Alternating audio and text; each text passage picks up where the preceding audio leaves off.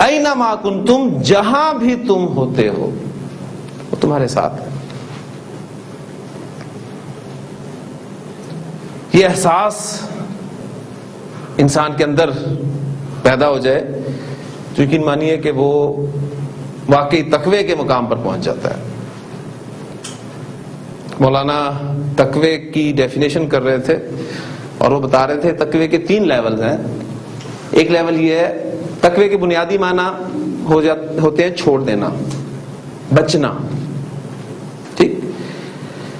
اس میں پہلا لیول انہوں نے بیان کیا تقوی کا یہ ہے کہ انسان توحید پر آ جائے، شرک کو چھوڑ دے، یہ تقوی کا بنیادی لیول ہے۔ پھر دوسرا لیول تقوی کا یہ ہے کہ انسان گناہوں کو چھوڑ دے، شرک سے بچنا، گناہوں سے بچنا، یہ تقوی کا دوسرا لیول ہے۔ اور تقوی کا جو تیسرا لیول ہے وہ یہ ہے کہ انسان کو ہر وقت یہ احساس رہے کہ اللہ اس کے ساتھ۔ اسی کو نبی اکرم صلی اللہ علیہ وسلم نے وہ جو احسان والی حدیث میں بیان فرمایا، حضرت جبریل علیہ السلام نے آپ صلی اللہ علیہ وسلم سے پوچھا تھا کہ مل احسان یا رسول اللہ، اے اللہ کے رسول صلی اللہ علیہ وسلم احسان کیا ہے؟ تو آپ صلی اللہ علیہ وسلم نے فرمایا تھا کہ ان تعبد اللہ کانک تراہ، تو اللہ کی بندگی ایسے کرے جیسے کہ تو اس کو دیکھتا ہے۔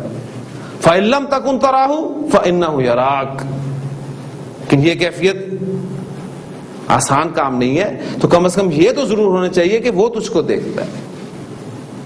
یہ دوسری روایت میں الفاظ ہے ان تعمل للہ کانک تراہ، تو اللہ کے لیے عمل اس طرح کرے گویا کہ تو اس کو دیکھتا ہے۔ فَإِن لَمْ تَكُنْ تَرَاهُ فَإِنَّهُ يَرَاكَ۔ تیسری روایت میں الفاظ ہے ان تخشى اللہ کانک تراہ، تو اللہ سے ڈرے اس طرح گویا کہ تو اس کو دیکھتا ہے۔ فَإِن لَمْ تَكُنْ تَرَاهُ فَإِنَّهُ يَرَاكَ، اگر یہ کیفیت پیدا نہیں ہوتی تو کم از کم یہ تو احساس ہونا چاہیے کہ وہ تجھ کو دیکھتا ہے۔